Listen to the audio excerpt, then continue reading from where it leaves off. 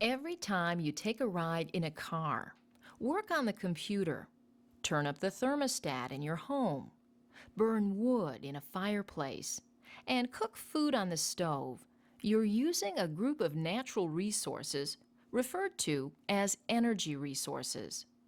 Hardly a minute goes by without using energy resources. In fact, energy in the form of electricity is allowing you to watch this very program.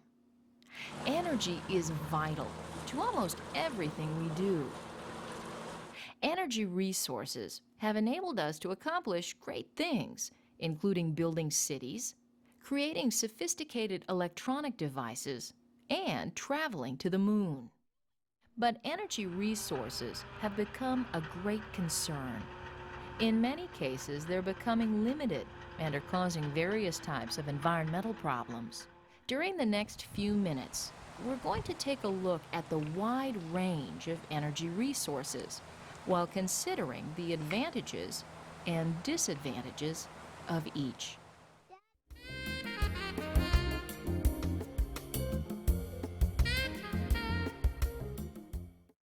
When we think of energy resources, we tend to think of things such as gasoline and oil. But a very important energy source supplies 99% of the energy used to heat the earth and our buildings. You decide. What is this energy source?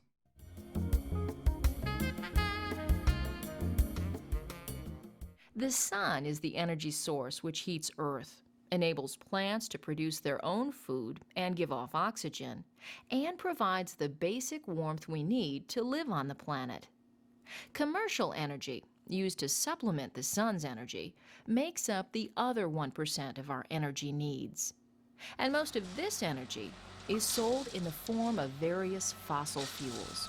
Oil, coal, and natural gas are examples of fossil fuels. Fossil fuels, extracted from the earth, are non-renewable resources. That means they can't be quickly regenerated by Earth. Therefore, once they're consumed, they're gone.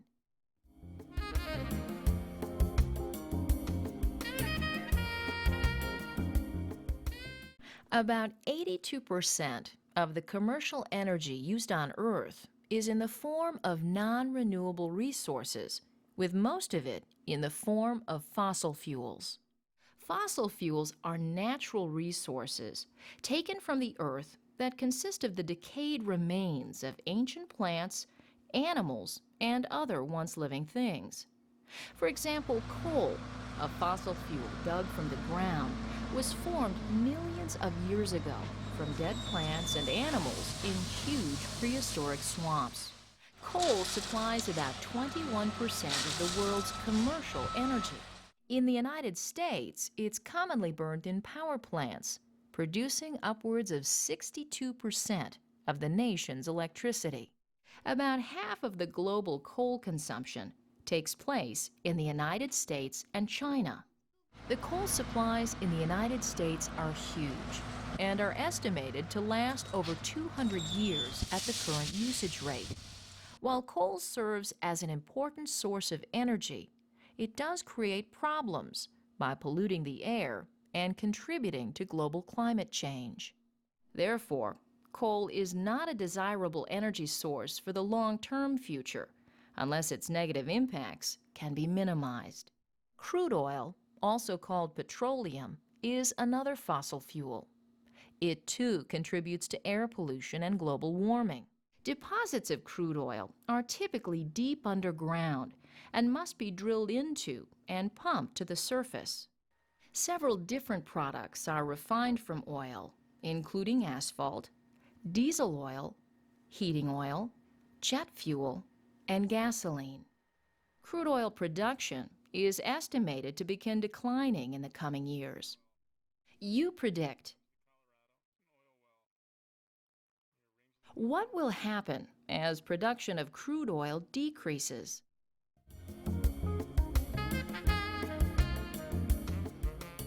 Over time, crude oil will become an increasingly scarce resource, And as it becomes harder to find, it will likely become more expensive. In fact, since 1970, a barrel of crude oil has risen in price from a few dollars a barrel to over $70 a barrel today. Natural gas, another fossil fuel, consists of a variety of gases, including methane. This natural resource is used in heating buildings, cooking, and in producing electricity. Natural gas supplies are more abundant than oil reserves. Due to its advantages over oil and coal, natural gas may help bridge the transition to alternative energy supplies.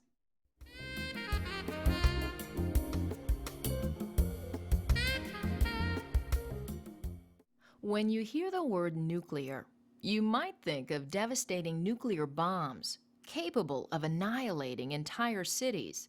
But nuclear energy has been harnessed to generate electricity from fuels such as uranium and plutonium. When the nucleus, or center of these fuels, are split, high-temperature heat energy is released. This heat energy is used to heat water into steam, which spins turbines that in turn produce electricity. Today, nuclear reactors in 32 countries provide about 16% of the world's electricity. There's a large nuclear fuel supply, and nuclear power plants do not significantly pollute the environment. However, there are numerous disadvantages of nuclear power. A major drawback is that nuclear power plants are extremely expensive to build. Also, catastrophic accidents, such as the one in Chernobyl, Ukraine in 1986, have had devastating effects on the environment and people. Additionally, there are currently no acceptable solutions for the long-term storage of radioactive wastes or agreement on how best to close down outdated nuclear facilities. Such disadvantages have caused a decline in the use of nuclear power. There are only about 100 nuclear power plants in the United States, and no new power plants have been ordered since 1978.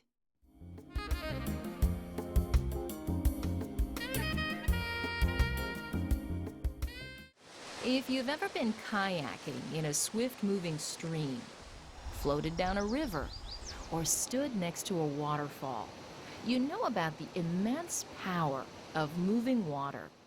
For centuries, people have harnessed the energy of moving water. Today, large electric turbines use moving water to produce electricity. Hydropower is the use of falling or flowing water to produce electrical energy. You observe. What is this large structure, and what's its job?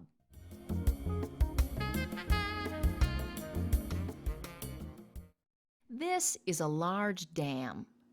Dams, such as the Hoover Dam seen here, create a reservoir of water. This water then flows through huge turbines to generate electricity. Hydropower is an efficient, non-polluting way of producing electricity. However, large dams are expensive to build, and the process of damming rivers to create reservoirs can be damaging to the environment in a variety of ways, such as reducing downriver water flows and acting as sediment traps behind the dam.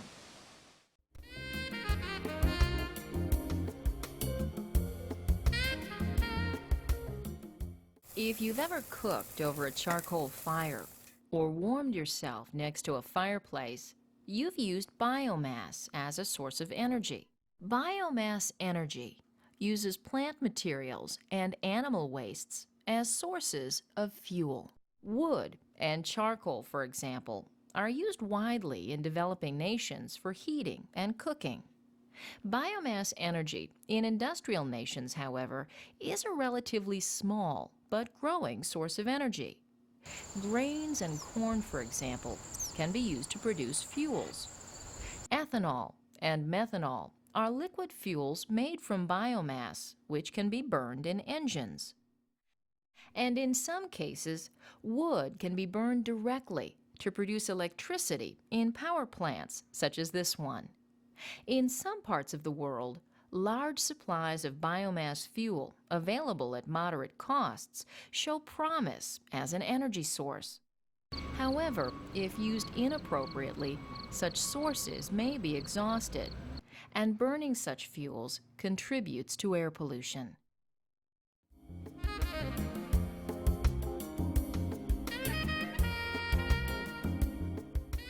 Solar energy, energy we receive from the sun, is a hopeful area of future energy generation. Solar energy is a renewable natural resource and will not run out for millions of years. But harnessing this energy has been a challenging task. One method of using the sun's energy, referred to as passive solar heating, involves capturing the sun's heat energy through such things as well-insulated windows. Another use of solar energy involves directly converting the sun's energy into electricity with photovoltaic cells, also called solar cells. While the use of solar cell technology has its shortcomings in that it's expensive and large numbers of solar cell units are needed, solar cells have improved dramatically. Someday, solar cell technology could provide cost-effective electrical power on a large scale.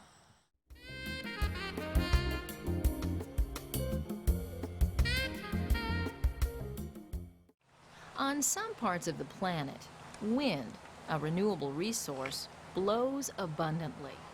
You observe. What is this structure, and what's its job?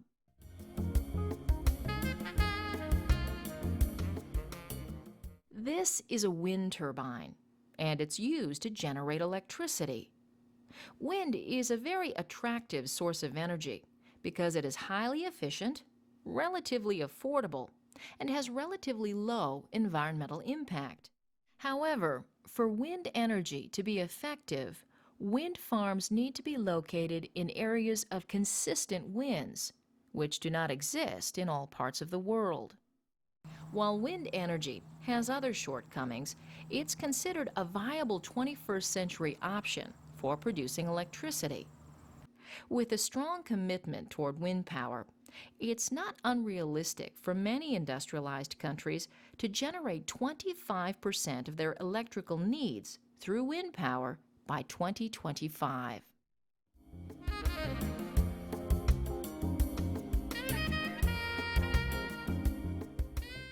Located in the North Atlantic is the country of Iceland, a land dominated by cold temperatures, glacial ice, and volcanic activity. Iceland straddles the Mid-Atlantic Ridge and is dominated by intense geologic activity, including frequent volcanic eruptions, geysers, and an abundance of hot springs. Icelanders have developed ingenious ways to tap these forces and use geothermal energy to fuel over 75% of their homes. Geothermal energy is a natural resource derived from heat energy in the earth. In Iceland, geothermal energy heats greenhouses and even heats outdoor swimming pools. Steam pumped from deep underground is used to generate electricity in plants such as this one. There are many other locations in the world which can access geothermal energy. California, for example, supplies 6% of the state's electrical needs from geothermal energy.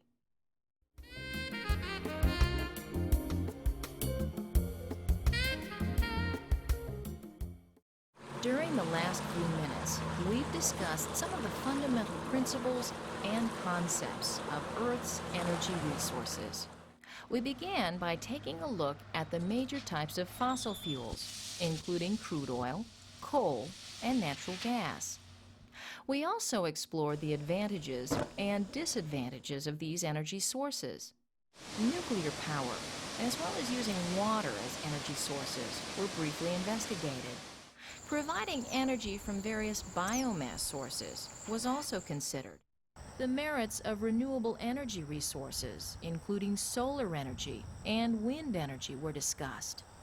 Last, we discussed how certain parts of the world are able to utilize geothermal energy sources.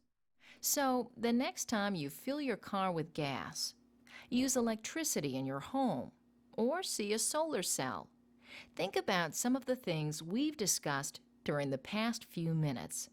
You just might think about energy resources a little differently.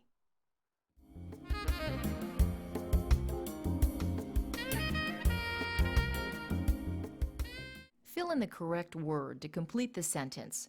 Good luck, and let's get started. Number 1. Resources cannot be quickly regenerated by Earth.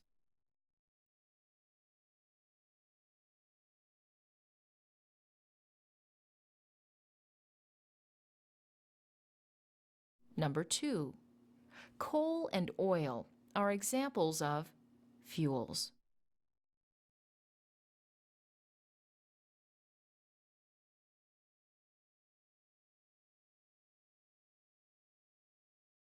Number 3.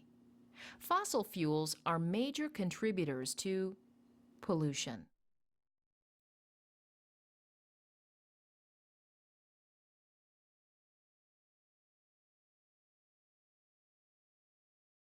Number 4. Energy involves splitting the nucleus of uranium or plutonium.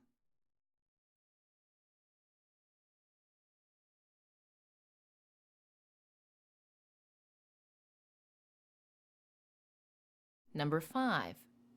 Involves using moving water to produce energy.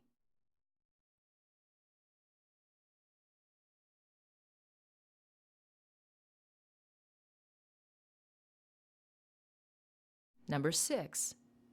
Energy uses plant and animal materials to produce energy.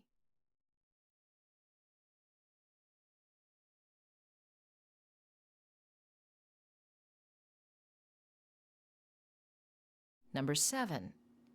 Cells convert the sun's energy into electricity.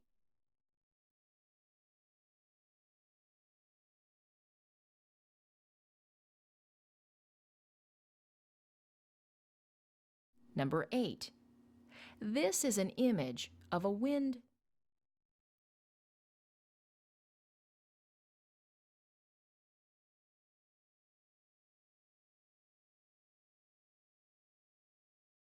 Number 9. Wind and solar energy are examples of resources.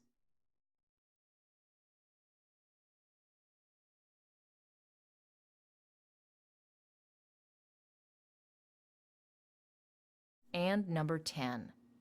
Geothermal energy uses from Earth as an energy resource.